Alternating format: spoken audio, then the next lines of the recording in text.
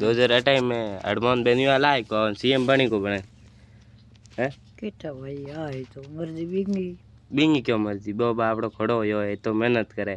बिन मेहनत सपोर्ट आधा करे ना आधा क्यों नहीं करे कू खाना बे करे कौन बेटा है फूक लमरे बे उनके तन रुपया दे तो हमने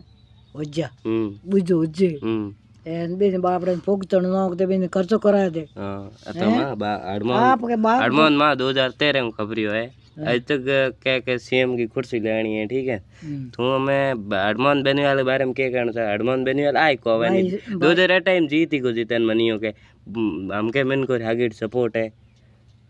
तू हनुमान बेनीवाल वोट दी हमके ठीक है भाई सोरा दे बुने हुई दे ठीक है तो